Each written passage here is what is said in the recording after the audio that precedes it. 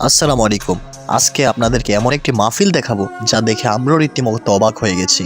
আপনারা এই সম্পর্কে হুজুরের মুখ থেকেই শুনুন। হয়েছে লক্ষ লক্ষ টাকা খরচ হবে, আপনারা মুরব্বীরা দোকান পাটি করতেছেন।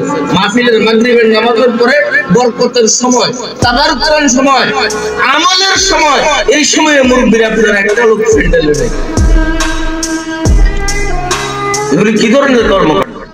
এমন একটা মাহফিলে গিয়েছিলাম যেখানে একটি লোক স্টেজে বসা ছিল না, হুজুর আলোচনা করতেছে, কোনো শ্রোতা নেই। তখন আমরা গিয়ে বসলাম।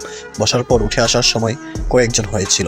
তো আমি ওই সকল কমিটির লোকদেরকে বলবো যে আপনারা মাহফিল আয়োজন করেন, যদি শ্রোতেই না থাকে তাহলে মাহফিল আয়োজন করার কোনো দরকার নেই। আপনারা হেদায়েতের বাণী কাকে শোনাবেন? পাশেই মাহফিলের গরু কাঠ ছিল, সেখানেও জনসংখ্যার অভাব নেই, কিন্তু প্যান্ডেলে কোনো লোক নেই। তো সেখান থেকে চলে যায় দোকানপাটে, সেখানে গিয়েও দেখি যে পাবলিকের অভাব নেই, পাবলিক ভরপুর, কিন্তু মাহফিলের ওয়াজ শোনার মতো কোনো শ্রোতা নেই। হুজুরের ওয়াজ হুজুর করতেছে, পাবলিকের কাজ পাবলিক করতেছে। আল্লাহ সবাইকে হেদায়েত দান করুক, আমিন।